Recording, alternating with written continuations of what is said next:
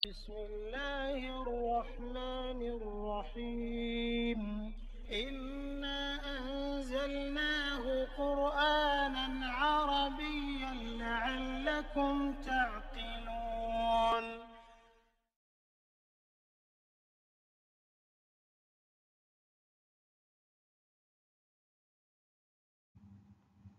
Bismillahirrahmanirrahim. Alhamdulillahirrabbilalamin. Wassalatu wassalamu ala asyrafil anbiya'i wal mursalin wa ala alihi wa sahbihi ajma'in. Rabbi syrah li sadri wa yassir li amri wahlul 'uqdatam min lisani yafqahu qawli.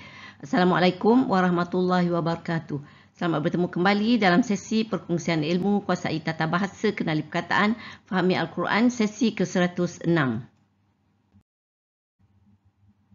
Dalam sesi ini kita beralih kepada 4 lagi surah dalam juzuk ke-30 iaitu surah At-Takasur dan juga surah Al-Humazah. Dua surah yang menonjolkan kesalahan-kesalahan yang dibenci Allah iaitu fitnah harta dan perbuatan mencaci mencela. Dan surah Al-Masad atau surah Laham, dan juga kita surah Al-Kausar iaitu dua surah Allah melaknat orang yang mengkhianati Nabi Muhammad sallallahu alaihi wasallam. Kita lihat surah At-Takasur dahulu, surah ke-102 yang turun di Mekah. Mana surah ini bermegah-megah kerana ia diturunkan untuk menegur dua kabilah Ansar yang berbangga dan bermegah-megah sesama mereka. Allah menegur orang yang dilalaikan oleh kesibukan dan kesenangan dunia sehingga masuk kubur. Allah mengingatkan manusia akan ditanya pada hari kiamat semua nikmat yang telah diperolehi semasa di dunia. Bismillahirrahmanirrahim. Ayat pertama kita, Alhaakumut Takatsur. So kita lihat ayat ini mempunyai 3 perkataan iaitu Alhaakum At-Takatsur. Alha ni adalah fi'il madhi mabni untuk huwa, maknanya telah melalaikan. Kum adalah kamu dan dia adalah damir antum, dia maf'ul bih muqaddam di sini sebab dia datang sebelum fa'il. Fa'il yang dizahirkan ni At-Takatsur ni ialah isim makrifah samsiah marfu', fa'il kepada fi'il madhi alha ni. Telah melalaikan kamu oleh kesibukan memperbanyakkan harta dan dunia.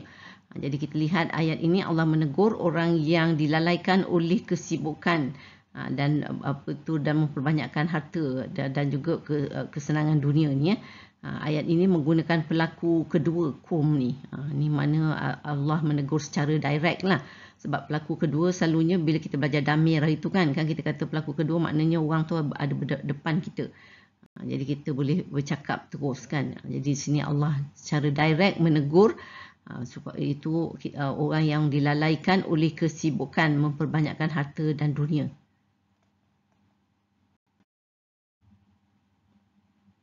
Ayat kedua, hatta zurtumul maqabir. Ayat ini mempunyai 3 perkataan iaitu hatta zurtum al-maqabir. Ni di sini kita lihat hatta ialah harfu jar, maknanya sehingga. Zurtum ini adalah fi'il madhi mabni, dalamnya terdapat fa'il lamir muttasil mabni dengan ta atas sukun, tak adanya antum fi mali raf'in. Ini kamu semua telah masuk al-maqabir, kubur. Ini adalah isim makrifah kamariyah mansub, dia merupakan maf'ulun bih di sini. Sehingga kamu semua telah masuk kubur. Jadi tadi Allah kata orang yang lalai dari ketaatan sebenarnya ni secara terus menerus iaitu sampai maut, sampai maut menjemput dia atau sehingga masuk kubur. Nauzubillah min zalik. Ayat ketiga, kalla saufa ta'lamun. Lihat ayat ini mempunyai 3 perkataan, kalla saufa ta'lamun. Kalla ni adalah harfun rad'un, maknanya sekali-kali jangan. Saufa kelak, ni adalah harfun istiqbal lah. Ta'lamuna adalah fi'il mudhari' marfu', dalamnya terdapat fa'il damir muttasil mabni dengan waw atas sukun, tak adanya antum fi mahall raf'in. Kamu mengetahui, sekali-kali jangan, kelak kamu mengetahui. Jadi di sini Allah melarang sekali-kali jangan supaya jangan leka lah dengan dunia kerana kamu akan mengetahui akibat ni. Mengetahui apa akibat perbuatan kamu itu manusia akan tahu segala perbuatannya apabila ia dikuburkan. Itu apabila berada di alam barzah kan. Juga kita dah kata kan, apa tu dalam ayat-ayat yang kita baca sebelum ni kan, manusia juga akan tahu di hari akhirat. Bila hari kiamat kita juga akan tahu apa yang kita dah buat. Jadi di sini kita sangat pentinglah mengambil berat akan perkara ni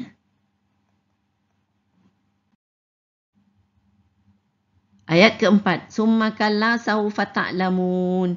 So kita lihat ayat ini sama macam tadi, tinggal lagi ada summa je ni. Summa, jadi dia ada 4 perkataan ni. Summa kalla saufa ta'lamun. Summa ni adalah harfun ataf, makna kemudian.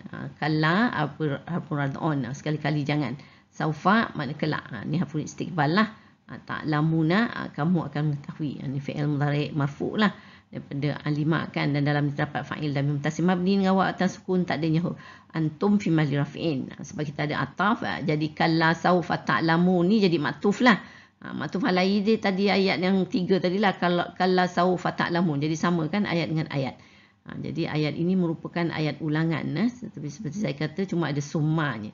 Jadi ahli tafsir berpendapat manusia akan mengetahui akibat perbuatan mereka pada hari kebangkitan. Tadi masa masuk kubur, ini masa hari kebangkitan. Jadi yang keduanya, jadi mereka akan melihat perkara gaib di padang mahsyar yang diberitahu semasa di dunia, tetapi mereka tidak mengambil berat atau tidak percaya. Ya.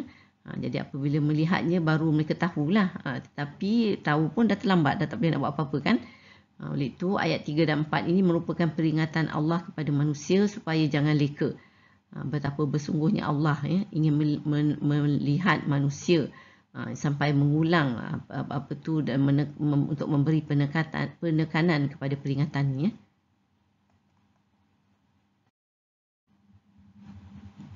Ayat kelima, kalla lau ta'lamuna ilmal yaqin. So kita lihat ayat ini mempunyai 5 perkataan, iaitu kalla dan lau ta'lamuna ilma al-yaqina. Kalla ni sekali-kali jangan, macam tadi juga kan, harfun rad'un lah ni. Lau ni adalah harfun syarat, makna sekiranya. Ta'lamuna ni adalah fi'il mudhari' marfu', dalamnya terdapat fa'il dan mutasim mabni dengan wa atas sukun, tak adanya antum fi mahli raf'in. Sebab kita ada harfun syarat, maknanya dia adalah fi'il syarat lah di sini. Kamu semua mengetahui, sekali-kali jangan. Sekiranya kamu mengetahui, ilma dengan pengetahuan, ni adalah isim mansub, dan dia merupakan maf'ul mutlak di sini, iaitu dia menegaskan kan, ta'lamuna dia punya alima kan, ilma ni pun alima juga root word dia, jadi itu dia menegaskan. Dan al-yaqini ni kita lihat dia adalah isim makrifah kamariyah majrul, dia merupakan mudhaf ilaihi di sini sebab ilmal yakin kan, dengan pengetahuan yang yakin. Jadi 2 isim perkandingan, jadi dia adalah mudhaf ilaihi di sini. Jadi di sini kita lihat sekali-kali jangan, sekiranya kamu semua mengetahui dengan pengetahuan yang yakin. Jadi di sini apa tu kita lihat, ta'lamuna ni tadi adalah fi'il syarat. Jadi jawab syarat tak ada, ini adalah mahzuf. Kerana perkara ni adalah apa tu memang pasti. Jadi selalu kalau pasti memang dia tak akan ada jawab. Jadi di sini Allah menyebut sekali-kali jangan tu, itu melarang dari rasa menyesal nantilah apabila benar-benar mengetahui, iaitu dengan yakin ni, ilmal yakin ni, itu apa tu realiti hari akhirat. Mengikut Al-Quran, yakin ni terdiri dari 3 peringkat, iaitu ilmal yakin, kenyataan keyakinan berdasarkan pengetahuan, and then ainal yakin, nanti kita lihat ayat kemudian ni kita akan ada ainal yakin. Dua-dua ni kita apa tu ainal yakin, ilmal yakin, satu yakin bila kita dengan ilmu pengetahuan, satu ainal yakin bila kita lihat, satu lagi hakul yakin, iaitu keyakinan yang lengkap yang di dunia ini kita boleh dapati sebenarnya apabila kita belajar. Sebab dalam Al-Quran Allah ada kata wa innahu lahakul yakin, surah Al-Haqqah ayat 51. Hari itu kita dah buat ni kan. Jadi sesungguhnya ia itu Al-Quran pasti kebenaran yang diyakini. Jadi kita lihat apa tu memang kita boleh dapat hakul yakin kalau kita betul-betul kaji dan mendalami Al-Quran. Kerana dalam Al-Quran memang terdapat banyak dalil-dalil mengenai hari akhirat ini yang boleh menjadikan kita semakin faham dan percaya wujudnya hari pembalasan. Tapi kita tidak dapat melihatnya. Kita hanya melihatnya, iaitu mendapat ainal yakin apabila kita mengalami seperti alam barzah apabila kita dikuburkan, dan alam mahsyar apabila kita dibangkitkan. Tapi kalau kita tak nak ambil iktibar, nak tunggu alam barzah atau alam mahsyar baru nak dapat keyakinan, memang so sorry lah kan, memang dah terlambat lah kan, tidak guna lagi lah macam tu. Na'udzubillahi min zalik.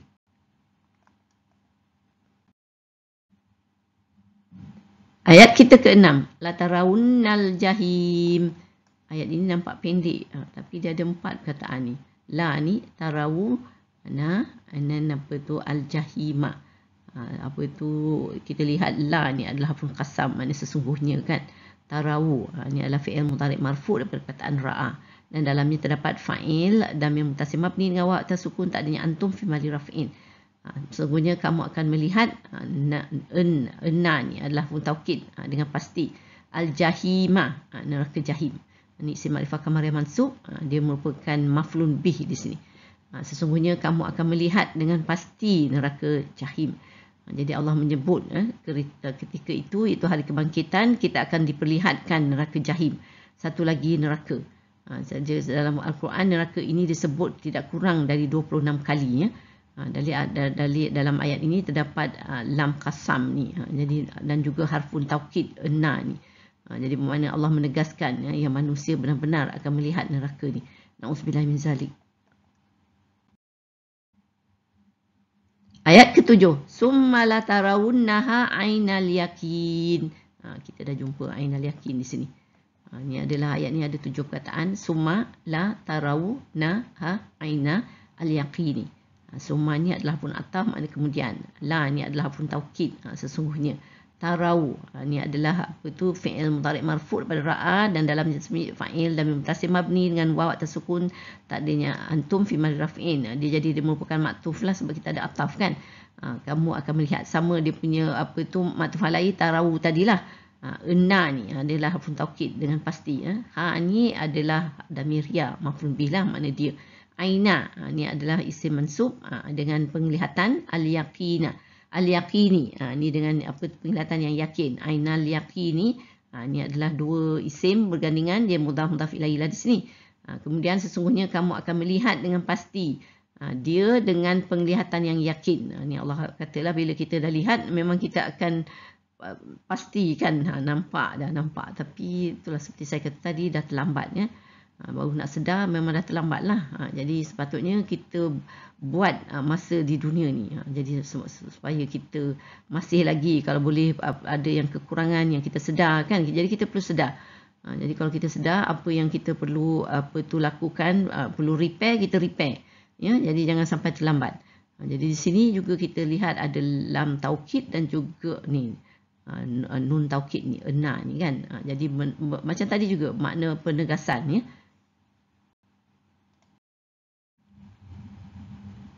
Ayat ke-8. Summa latus'alunna yawma izin anin na'im. So ayat ini mempunyai 7 perkataan, iaitu summa la tus'aluna yawma izin an na'imi. Summa ni adalah pun ataf, makna kemudian ya. La ni adalah pun taukid, makna sesungguhnya.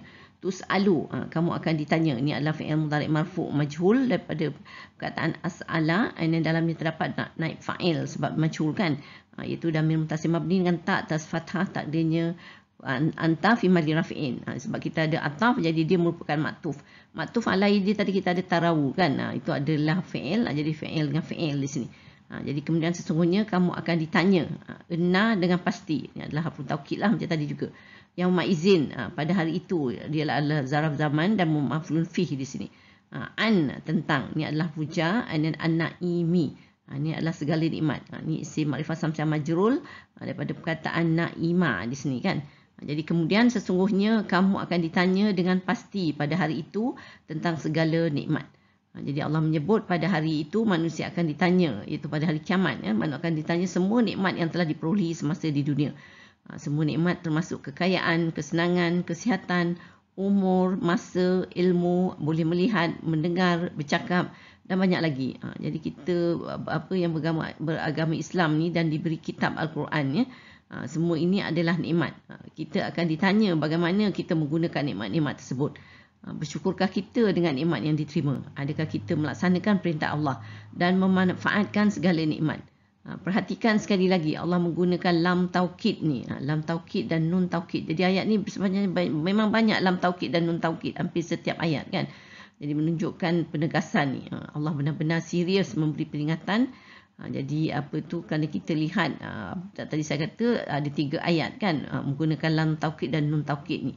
dengan mesej yang sama. Jadi kita telah lihat tadi pengulangan ayat peringatan dalam ayat 3 dan 4. Ini menunjukkan surah ini walaupun pendek tapi memberi mesej yang sangat penting untuk manusia mengambil perhatian tentang realiti alam yang akan kita temui selepas kematian dan soalan tentang nikmat yang telah dikurniakan kepada kita, ya. Allah memberi nasihat secara direct apabila menggunakan pelaku kedua dalam surah ini.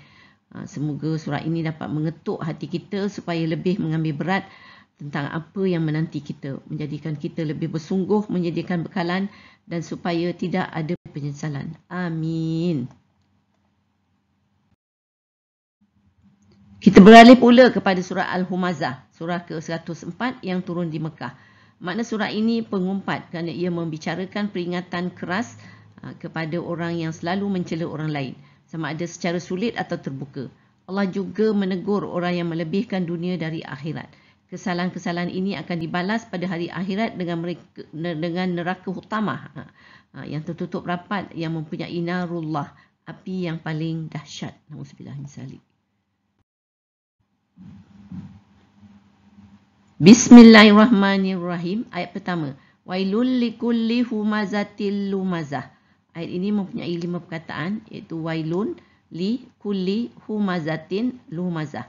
Wailun ni adalah, kita jumpa beberapa kali ni, iaitu kecelakaan besar ni, bila Allah mencelakakan ni, ya.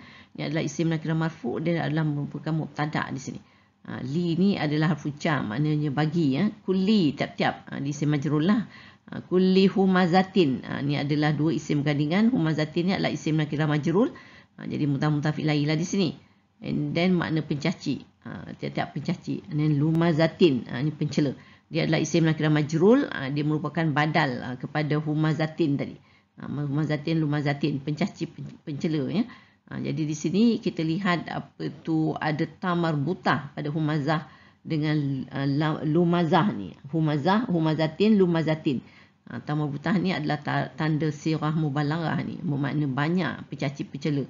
Maknanya banyak kali buat lah ni, ya. Jadi di sini kita lihat satu lagi surah yang bermula dengan Allah melaknatkan atau mencelakakan ni, ya. Allah menyatakan kemurkaannya kepada pencaci pencela pula kali ni, ya. Itu yang bila Allah kata wailun, saya dah kata ni, dia selalu membawa erti kebinasaan dan kehancuran, ya. Seperti saya kata, kita dah jumpa dalam surah Al-Mutaffifin, ya, di mana Allah melaknat orang yang curang dalam sukatan. Jadi Allah melaknat orang yang berperangai buruk, ya. Dan dalam surah Al-Mursalat, juga Allah berkali-kali mencelakakan orang yang mendustakan kebenaran. Jadi di sini semua pencaci dan pencela. Apa maksud makna dan beza ni? Humazah ni adalah kita lihat pencaci. Dia mengumpat, ya. Sama di belakang orang yang diumpat. Sementara lumazah ni dia pencela, dia boleh berhadapan lah. Tapi dua-dua ni walaupun depan ataupun belakang, tapi dia menyakitkan hati, kan. Jadi bila kita menyakitkan hati memang berdosa lah. Jadi itu yang jadi kesalahan tu. Jadi kita perlu mengambil iktibar supaya kita tidak masuk dalam kumpulan ini. Na'udzubillahi min zalik.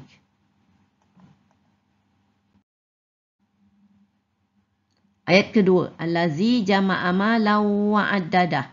Ayat ini mempunyai 6 perkataan, iaitu allazi jama'a malan wa addadahu. Ni kita lihat ni, allazi ni adalah isim mausul huwa lah, dan dia ada badal kepada kulli tadi, kan. Tiap-tiap kulli humazatin tadi, kan. Jadi tiap-tiap pencela, jadi kulli tu yang jadi badal kepada allazina, iaitu yang. Jadi dia describe balik yang ni, ya. Tiap-tiap pencaci tadi. Jama'ah ni, fi'il madhi mabni, dalamnya terdapat fa'il dan mustatir, tak adanya huwa.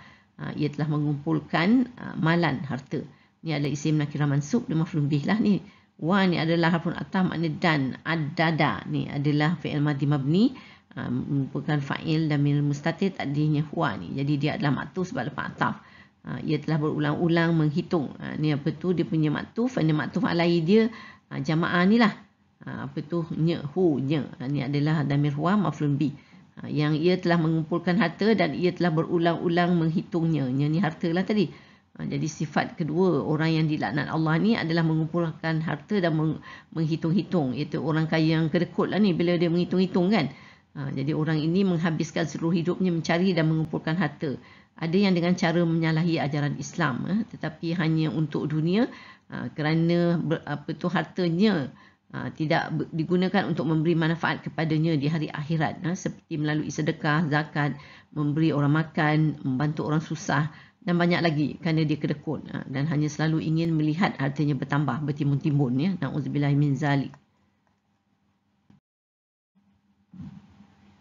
Ayat ketiga, yahsabu annama lahu akhlada.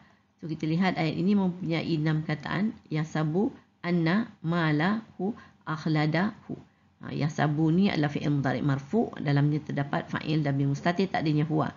Ia menyangka, an adalah harfun nasi dan taukid, dan dia nawasih lah, kita makna bahawa. Jadi kita akan ada isim ina. Isim ina ni adalah mala ni, iaitu harta, ya.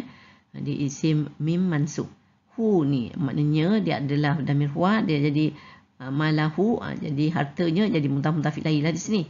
Ahlada, dan mengekalkan. Ini adalah fi'il madhi mabni, dalamnya terdapat fa'il dhamir mustatir tak adanya huwa di sini. Hu ni nya iaitu dia adalah dhamir huwa dan dia adalah maf'ulun bi. Jadi di sini ahladahu ni adalah khabar inna kepada isim inna ni tadi, mala, hartanya dapat mengekalkannya. Ia menyangka bahawa hartanya dapat mengekalkannya, ya. Jadi Allah menyentuh mengenai fikiran orang yang berharta tadi, iaitu dia menyangka harta itu kepunyaannya dan berharap harta itu dapat mengekalkan kehidupannya. Ia lupa sebenarnya semua yang ada dalam dunia ini adalah milik Allah, semuanya pinjaman, ya. Jadi tidak perlulah kita sebenarnya nak taksub dengan harta, kerana harta itu tidak dapat menyelamatkan kalau Allah tidak izinkan. Jadi ini adalah satu lagi peringatan Allah supaya manusia tidak mengabaikan ketaatan dan persediaan untuk hari akhirat. Dalam mengejar harta, jangan melebihkan dunia dari akhirat, insya-Allah.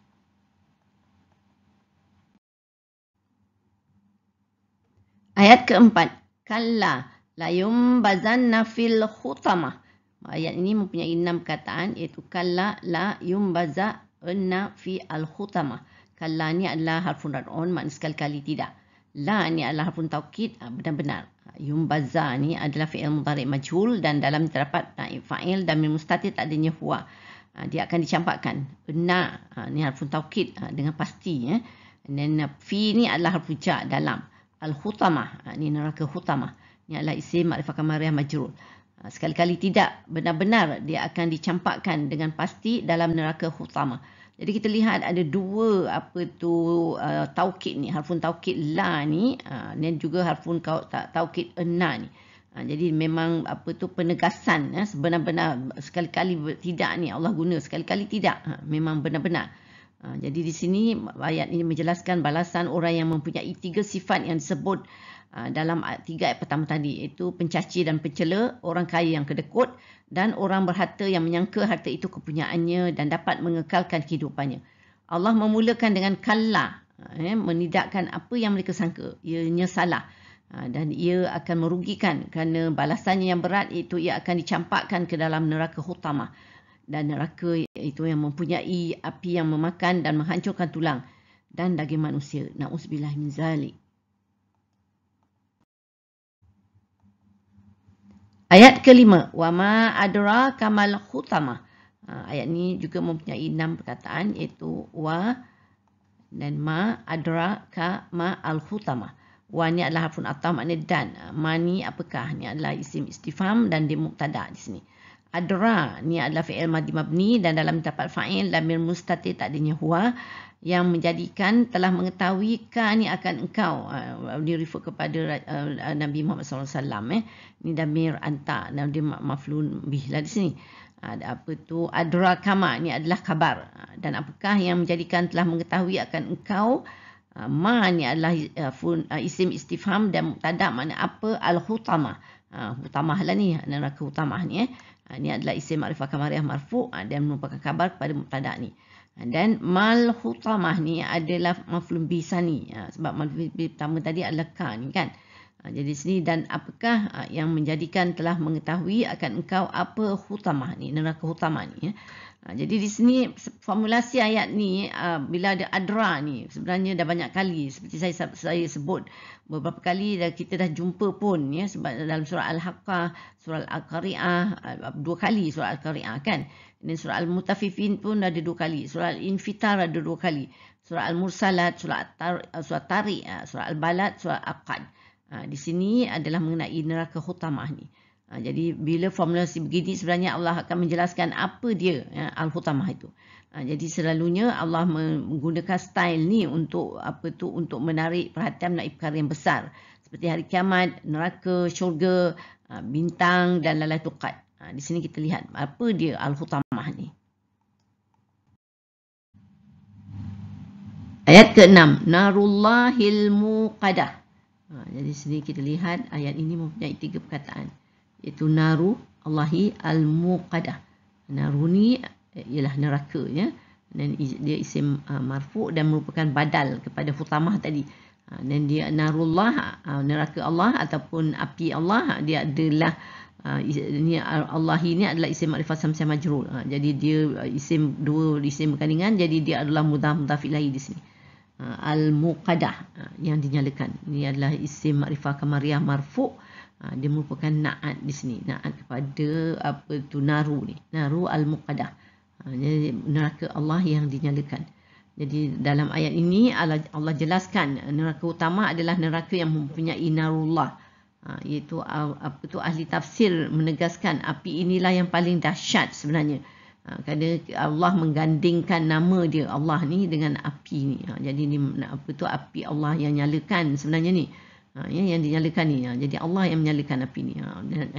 Jadi kalau kita bandingkan api lain dengan api Allah, memanglah api Allah lah yang hebat ya. Memang tidak terbayang oleh akal manusia sebenarnya.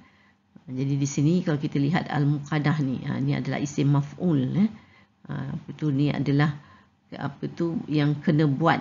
Kita dah buat dulu yang kena buat bila maf'ul Jadi tapi bila ada alif lam ni dia berfungsi sebagai fi'il mabni majhul sebenarnya. Jadi di sini bermaksud sesuatu yang dinyalakan, tidak disebut siapa tetapi implied Allah yang menyalakan. Allahu akbar.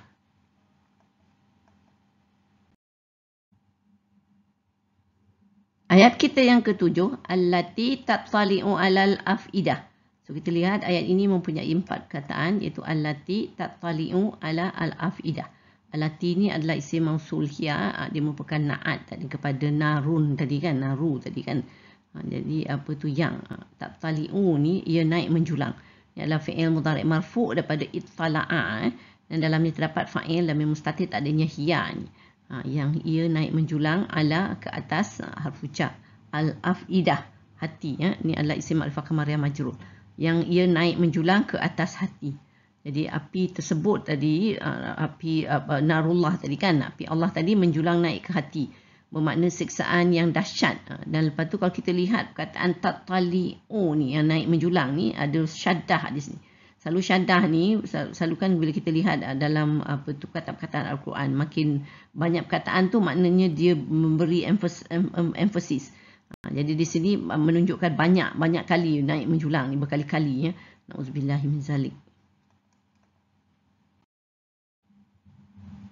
Dan ayat ke-8, innaha alaihim mu'assadah. So kita lihat ayat ini mempunyai 5 perkataan, iaitu inna, and then ha, and then alaihim mu'assadah. Inna ni adalah harfu nasih dan taukid, makna dan wasih, makna sesungguhnya. So bila dan wasih kita ada isim inna. Isim inna ha ni lah, ya, iaitu refer kepada merujuk pada api neraka. Alaihim jar majrur, atas mereka. Mu'assadah, ditutup rapat. Na'udzubillahi min zalik. Ini adalah isim nakirah marfu'. Dia adalah khabar inna kepada isim inna ha ni tadi. Iaitu api neraka ditutup rapat. Sesungguhnya ia api neraka atas mereka ditutup rapat. Allahu akbar. So kalau kita lihat, kita jumpa lagi ni. Yang neraka tertutup rapat ni. Ingat kita jumpa dalam surah Al-Balad itu kan. Allah kat situ. Allah tutup surah Al-Balad dengan alaihim narum mu'assadah kan. Atas mereka neraka tertutup rapat. Itu untuk puak kiri, ya, mereka yang kufur ingkar dengan ayat-ayat Allah. Sementara dalam surah ini kan kita tadi mengenai pencaci, pencela dan orang kaya yang kedekut. Jadi neraka tertutup rapat ni juga untuk mereka. Jadi kita saya pernah cakap dulu dalam surah Al-Balad, bila tutup rapat ni maknanya sangat panas lah kan, macam kita punya pressure cooker. So imagine yang ni neraka ni, dan lepas tu tak boleh nak keluar, tak boleh nak lari kan. Na'udzubillahi min zalik. So memang mengerikan.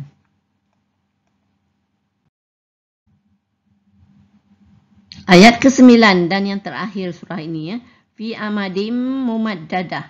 Ayat ni mempunyai 3 perkataan, iaitu fi dan amadin mumaddadatin. Fi ni adalah fuja, makna mereka pada, dan amadin batang palang ni adalah isim nakirah majrur, dan mumaddadatin yang dipanjangkan ni adalah isim nakirah majrur dan merupakan na'at kepada amadin. Jadi sama kan, ni dua-dua adalah isim nakirah majrur. Mereka diikat pada batang palang yang dipanjangkan. Begitulah Allah mengingatkan siksaan yang dahsyat akan menimpa pencaci dan pencela dan orang kaya yang kedekut tadi, yang menyangka harta dapat mengekalkan kehidupannya. Dengan itu ia dilalaikan dari ketaatan kepada Allah dan tidak membuat persediaan untuk hari akhirat kerana melebihkan dunia dari akhirat. Sebenarnya tak salah untuk mengejar kebendaan, mengejar harta. Tapi yang salah tu bila melebihkan dunia dari akhirat dan melalaikan ketaatan kepada Allah.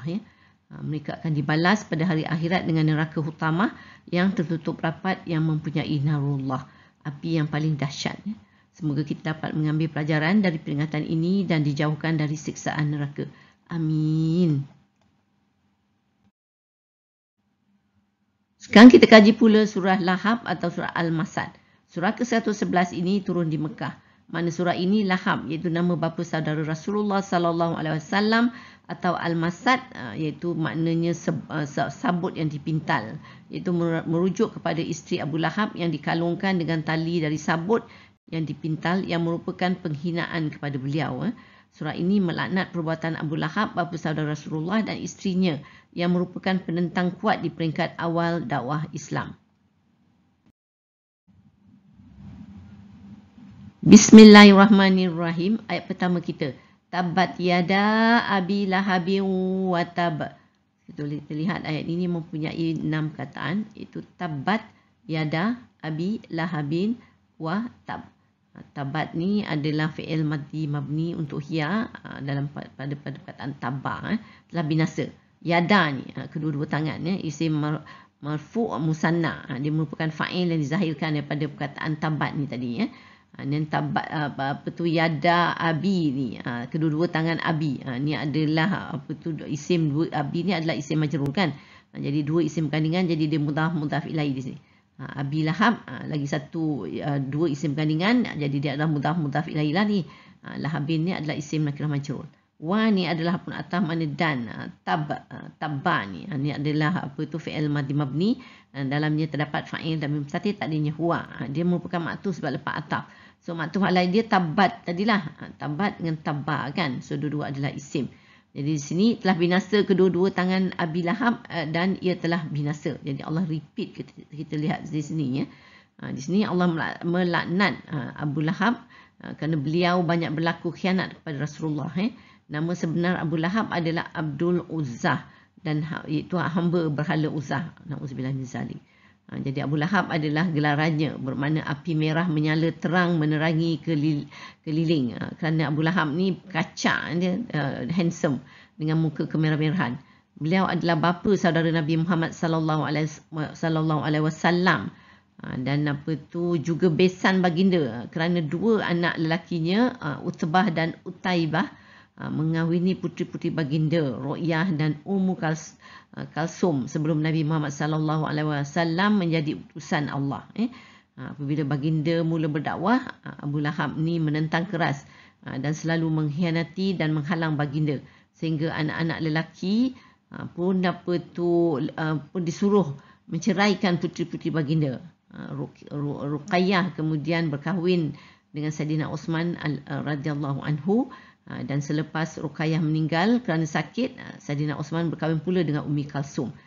Beliau mendapat julukan lelaki memiliki dua cahaya, iaitu mempunyai memperisterikan dua puteri Rasulullah sallallahu alaihi wasallam. Dan Abu Lahab juga merayakan, sebenarnya tu yang dia dilaknatkan, dia sebab dia memang dengki Dia juga bila Rasulullah, anak Rasulullah lelaki, putera wafat masa kecil, dia pula bergembira, dia meraihkannya. Pada tu adalah cucu saudara dia. Jadi Abu Lahab ni memang hati jahat lah kan. Jadi dia selalu menghina Rasulullah kan, semasa baginda menyeru penduduk Mekah untuk memeluk Islam. Dia selalu mengacau dan dia selalu menyebut kata tabba, yang bermakna binasa ni kan. Jadi dia selalu menyebut kepada Rasulullah, binasalah kamu atau binasalah agama ini. Jadi Allah membalikkan apa yang dia kata kepada Rasulullah kepada dia, dan Allah sebut 2 kali pula tu ya. Tabat dengan tabah di sini. Jadi memanglah dia binasalah sebenarnya ya. Dan kita lihat nama surah ni Lahab kan. So ni nama dia lah ni ya.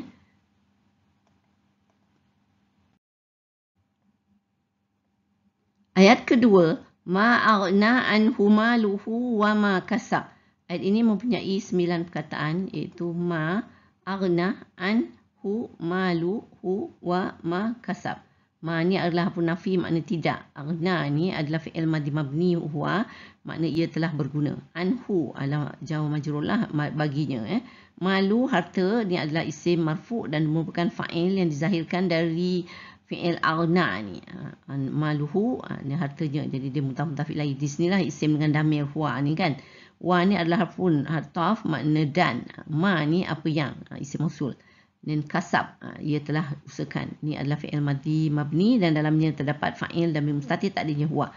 Ma kasab ni adalah maktuf kerana kita ada ataf kan. Maktuf alai dia maluhu lah ni. So sama maluhu dengan ma kasab. Di sini tidak, ia telah berguna baginya hartanya dan apa yang ia telah usahakan. Jadi di sini Allah menyebut harta dan usaha Abu Lahab ni tak dapat menolongnya untuk memberi kebaikan kepadanya. Di sini juga fi'il madhi, kita tengok aghna ni ya. Dan juga kasab ni. Dua-dua apa maknanya kepastian. Pasti kan saya kata kalau untuk fi'il madhi ni Allah gunakan untuk perkara yang akan datang, maknanya memang pasti. Jadi di sini kita lihat lagi satu, ma kasab ni adalah apa yang telah diusahakannya ni. Kalau dalam Arab ni adalah dia bukannya usaha dari segi dapat harta benda je, tapi termasuk anak-anak juga. Kerana orang Arab ni memang banyak bergantung kepada bilangan anak-anak kan. Jadi memang dia selalu bangga kan kalau dapat ramai anak. Jadi ayat ini bermaksud bukan saja harta, malah anak-anak pun tidak mendatangkan kebaikan kepada Abu Lahab ni. Malah segala amalan baiknya kan dia pun ada juga membantu orang ya, semasa hidupnya. Jadi tapi walau kerana dia mati syirik kan, jadi tidaklah dapat menolongnya. Jadi Abu Lahab ni kalau kita lihat dalam kita baca sejarah kan, dia mati kerana sakit teruk yang menyebabkan keluarganya termasuk anak-anak, kawan-kawan dan pembantu-pembantunya takut mendekatinya kerana takut berjangkit ya. Akhirnya dia mati bersendirian dan mayatnya terbiar kerana tiada siapa yang berani menyentuhnya. Akhirnya keluarganya mengupah orang untuk mengangkat mayatnya dan dimasukkan dalam lubang di padang pasir. Demikian ia mengalami kematian secara perlahan yang mengerikan seperti janji Allah akan mengazabnya di dunia lagi. Tadi tabba kan, dia binasa kan Allah kata tadi, kerana dia menentang, menghina, menyakiti dan menyusahkan Rasulullah sallallahu alaihi wasallam. Dan pernah berkata, dia tahu dia kadang-kadang bila Rasulullah tengah nak berdakwah, dia selalu kata Rasulullah gila kan. Dia kata dia memang tahulah sebab anak saudara dia ni. Na'udzubillahi min zalik.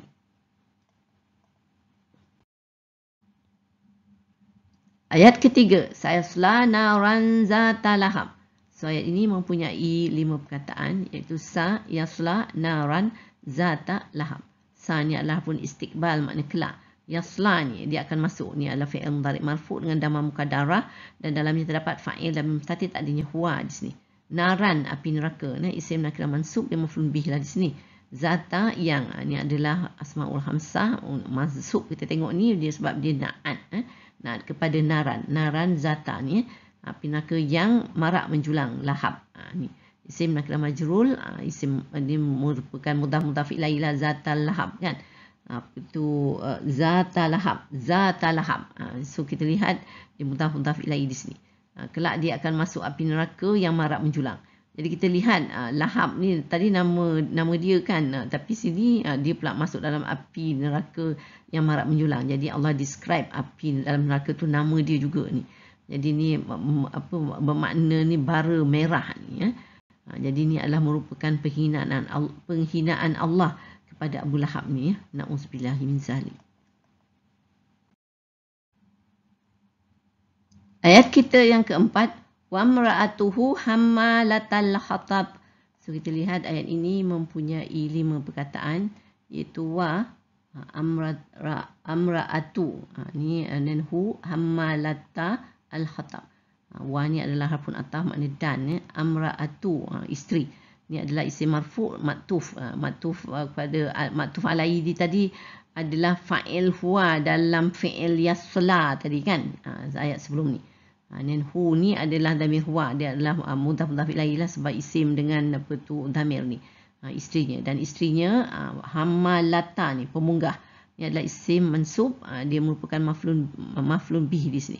Dan juga hammalatal hatab, pemunggah kayu api. Jadi dua isim bergandingan, dia adalah mudhaf ilaih. Al-hatab ni adalah isim ma'rifah kamar yang majrur. Jadi di sini dan isterinya pemunggah kayu api. Jadi di sini Allah juga melaknat isteri Abu Lahab yang bernama Urwah. Tapi digelar Ummu Jamil, ibu kecantikan, kerana dia memang cantik. Dia juga dari keturunan keluarga yang dihormati, iaitu Umayyah. Dan Abu Sufyan, salah seorang pemimpin Mekah waktu itu, adalah abangnya.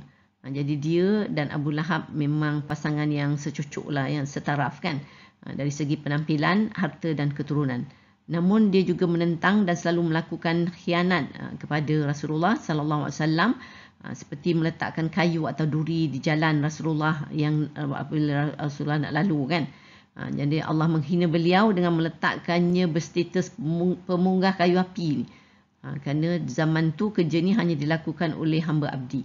Jadi inilah kerja yang akan dilakukan oleh Ummu Jamil semasa dia di dalam neraka ya.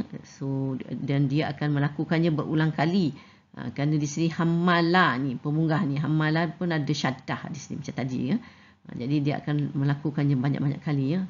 So ini adalah penghinaan kepada beliau. Na'udzubillahi min zalik. Dan isterinya pemunggah kayu api.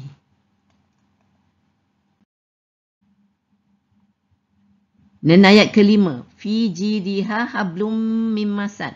So ayat ini mempunyai 6 perkataan, iaitu fi jidiha hablum mim masad. Fi ni adalah harfu jar, makna pada, jidi adalah leher. Ni isim majrur lah, jidiha ni lehernya, ni adalah mudhaf ilaih lah, dia dengan dhamir ya kan. Hablun sejenis tali. Ni adalah isim nakirah marfu', mubtada' mu'akhar di sini untuk fi jidiha ni jadi khabar muqaddam. Jadi sejenis tali pada lehernya ni. Min dari masad sabut. Min ni adalah harfun jar dan masad ni adalah isim nakirah majrur. Pada lehernya sejenis tali dari sabut. Jadi di sini masad ni lah tadi jadi satu lagi nama surah ni sabut tadi. Jadi sini azabnya di akhirat adalah akan diikat di lehernya dengan tali dari sabut yang dipintal. Jadi kalau kita lihat siapa yang ada tali dekat leher ni. Kalau kat dunia ni kita tengok anjing kan yang dirantai lehernya. Jadi begitulah penghinaan kepadanya. Jadi semasa dunia ni dia suka memakai rantai yang mahal yang didedahkan kepada khalayak ramai kan. Jadi apabila ternampak Rasulullah, dia akan memegang rantai tersebut dan bersumpah akan menggadaikan untuk digunakan bagi menjatuhkan Rasulullah. Dia juga selalu mengutuk Rasulullah sampai membuat syair. Na'udzubillah min zalik. Kita beralih pula kepada surah Al-Kawthar, iaitu makna sungai di syurga ni. Surah ke-108 ni turun di Mekah ya. Di sini kita lihat dia hanya mempunyai 3 ayat pendek. Ini merupakan surah yang terpendek dalam Al-Quran sebenarnya. Makna surah ini sungai di syurga, itu sungai yang dianugerahkan kepada Nabi Muhammad SAW di syurga yang mempunyai nikmat melimpah ruah yang airnya akan diminum oleh umat baginda di hari kiamat kelak. Allah memerintahkan supaya mengerjakan salat dan ibadah kurban sebagai tanda kesyukuran. Allah mengakhiri surah ini dengan memberi amaran bahawa orang yang membenci Nabi Muhammad SAW dialah yang terputus dari rahmat Allah. Na'udzubillah min zalik.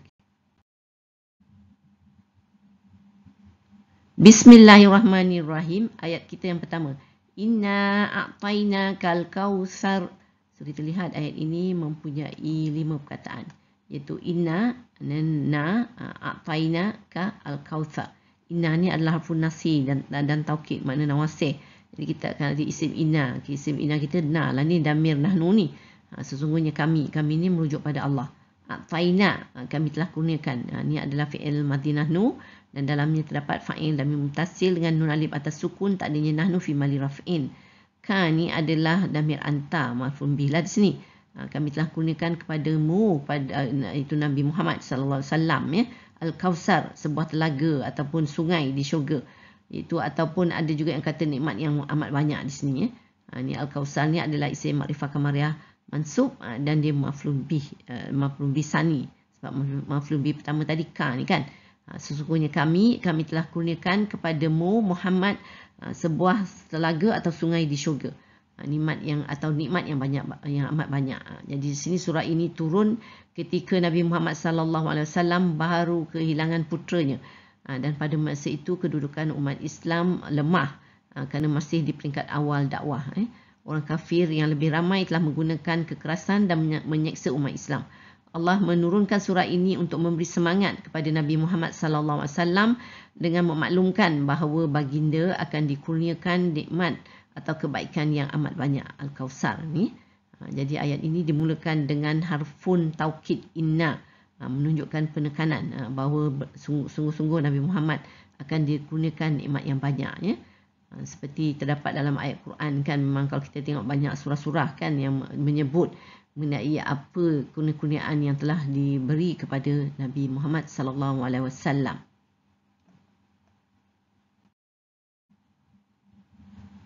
Ayat kita yang kedua, fasalli li rabbika wanhar. Ayat ini mempunyai 7 perkataan, iaitu fa, salli, li, rabbika wa anhar. Fa ni adalah pun istinaf, makna maka. Salli ni adalah fi'il amar mabni, dalamnya terdapat fa'il damir mustatir, tak adanya anta. Maknanya kerjakanlah sembahyang.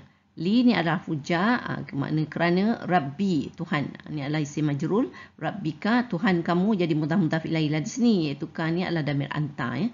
Wa ni ada makna dan, dia adalah harfun ataf. Bila ataf kita ada maktuf. Maktuf kita adalah anhar ni. Itu fi'il amar mabni dan dalamnya tersembunyi fa'il damir mustatir, tak adanya anta. Maktuf alaih dia salli ni lah. Salli dengan anhar, dua-dua adalah fi'il amar, ya? Fi'il amar. Jadi maka kerjakanlah sembahyang kerana Tuhan kamu dan sembelihlah kurban. Jadi di sini Allah kata setelah memberi kurnia tadi kan, apa tu nikmat yang banyak ataupun sungai di syurga tadi, Allah menyuruh mendirikan salat dan menyembelih kurban sebagai tanda kesyukuran. Ayat kita yang ketiga dan terakhir, inna syani'aka huwal abtar. So ayat ini mempunyai 5 perkataan, iaitu inna syani'aka huwa al-abtar. Inna ni adalah harfun nasi dan taukid, makna dia nawasih, dia kan ada isim inna lah ni. So isim inna ni adalah syani'a ni, iaitu dia isim mansub, dan juga syani'aka ni, jadi dia bergandingan dengan damir, jadi dia mudhaf ilaih di sini lah. Sesungguhnya orang yang benci kamu. Huwa ni dialah. Ni adalah damir huwa. Al-abtar, yang terputus dari rahmat Allah. Al-abtar ni adalah isim makrifah kamariah marfu, dan dia khabar inna untuk apa tu isim inna di sini tadi, ya. Sesungguhnya orang yang benci kamu, dialah yang terputus dari rahmat Allah. Jadi di sini kita lihat Allah menyebut ayat ini sebagai membalas apa yang diperkatakan oleh orang musyrik Mekah. Seperti Abu Lahab, yang bergembira dan meraihkan wafatnya putera Nabi Muhammad sallallahu alaihi wasallam yang masih kecil, dengan berkata terputuslah keturunan Muhammad kerana kepada orang Arab nasab keturunan dan pengekalan nama adalah melalui anak lelaki. Sebaliknya Allah berkata orang yang membenci Nabi Muhammad dialah yang terputus. Jadi Allah balik perkataan yang disebut kepada Rasulullah sallallahu alaihi wasallam. Jadi Allah sebut dalam ayat, jadi dia yang terputus, ya, dari rahmat Allah. Jadi tadi kita dah lihat bagaimana dia mati, memang secara azab. Nauzubillah min zalik. Sesungguhnya rahmat Allah kepada Nabi Muhammad sallallahu alaihi wasallam memang amat banyak. Tidak terkira. Saya nak sebut hanya satu je lah sebagai contoh. Nama baginda sahaja tetap kekal menjadi sebutan sehingga hari kiamat. Sebab tadi kita sebut apa tu Abu Lahab kata apa tu dia terputus keturunannya. Jadi makna nama dia tak kekal lah. Tapi sebaliknya Allah mengekalkan nama Rasulullah sallallahu alaihi wasallam walaupun tidak ada anak lelaki, ya. Sebab Allah menggandingkan, kita lihat nama baginda dengan nama Allah, ya, subhanallah, subhanahu wa ta'ala. Apa kita lihat dalam syaddah, kalau kita ni Allahumma salli ala Muhammad dalam selawat kita, bila syaddah la ilaha illallah, kan, Muhammad Rasulullah. Jadi nama Allah dan nama Rasulullah. Lepas tu dalam azan, dalam qaban, sentiasa berkumandang, ya, di seluruh dunia. So amazing, kan? Itulah apa tu kehebatan Rasulullah sallallahu alaihi wasallam, ya. Jadi kita disuruh berselawat kepada baginda dan Allah akan membalasnya berlipat ganda, ya. Allah sendiri dan malaikat pun berselawat kepada baginda. Subhanallah. Allahumma salli ala Muhammad.